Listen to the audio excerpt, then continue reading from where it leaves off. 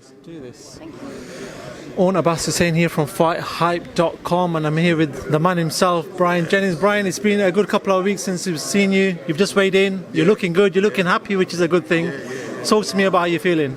Oh man, it's as the fight gets closer, you have the anticipation, you have the anxiety that's raging.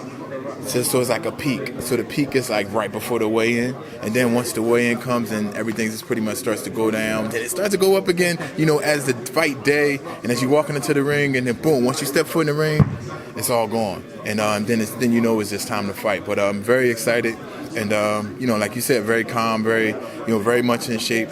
And just gotta stay focused and gotta stick to the plan and gotta be strategic and be me. I seen a little wry smile there when you were face to face. What did you see in him? What gave you that little smile? Well, it's all of that, that face to face thing. It gives sometimes we look and we try to define certain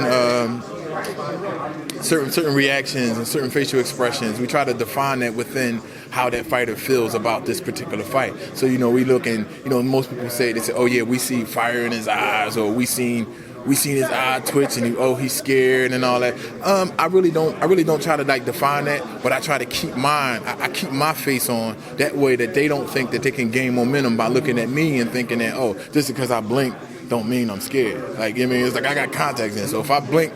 If my contact get dry with air flowing on and I blink like this, that don't mean I'm scared. But I just do it that way. It confuses them. It does nothing for me whatsoever. It's a great fight, and a lot of people in boxing are saying maybe Joyce sort of jumped the gun for this one, maybe gone with somebody a bit too experienced in yourself, somebody who's been there, been with some great fighters. Do you feel like he's jumped the gun, he's trying to get to that finish line too quickly? Well, nah, because you look at how I got into the game, right? I walked into a gym 2009, I turned pro in 2010, and by 2015, I'm fighting Vladimir Klitschko with 19 fights.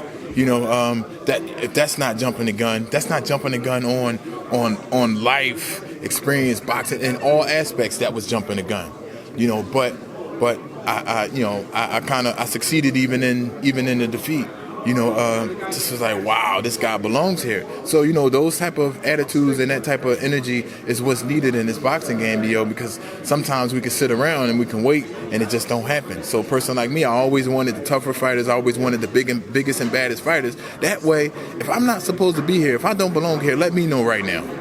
And so for him, it's not necessarily, jumping the gun too much. He's a silver medalist. Lomachenko had a world title fight at the second fight. So Olympians, they get a different type of push, and they get a different type of recognition coming into the professional world. But I guess they basing it on, his progress of his technical ability in the boxing ring. But for me, go do what you got to do. I just want to ask you, your last fight that you had, you were winning that fight against Oscar Rivas. A lot of people watched that, and I think on the scorecards you were winning that fight.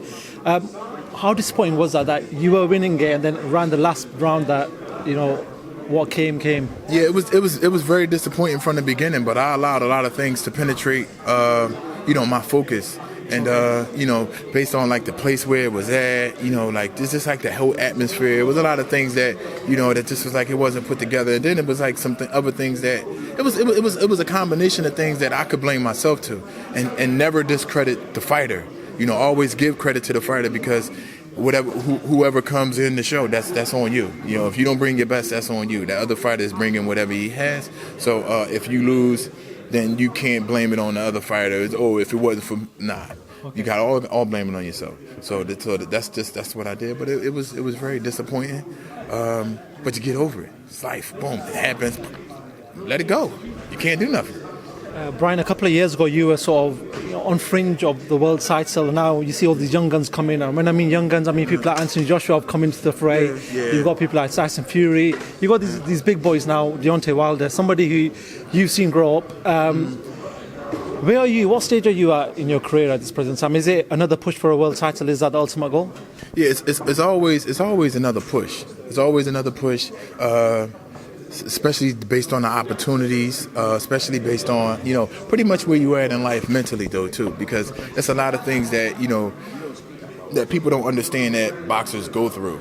And it's either hit or miss sometimes with how you feel, and that's why sometimes people prematurely say, I'm done, I'm retiring, and next thing you know, 1 year later, they back at it at a fight. You know, it's an emotional roller coaster when you have to deal with boxing, and sometimes you could say, that's it, I'm done, man, I'm leaving. But you know, on my end, me honestly, I have my timeline. I know exactly when I want to say, yo, that's it. Don't want to force it. This is not a sport to linger in. You know, get what you can get out of it. You know, do your best, try your best. That's why you have to focus and be great while you're active, because it's a short window of time. And I'm also blessed to be able to, you know, just be able to be in the number of people, because you know most people say, oh, I didn't accomplish this and didn't accomplish that, but it's like, yo, you're in the small group of people that were recognized in boxing, you know, and I have been like that, for like quite some years, and you know it's only been 10 years since I've been boxing, so I'm grateful for it all, even though we want to push for the top, but you know.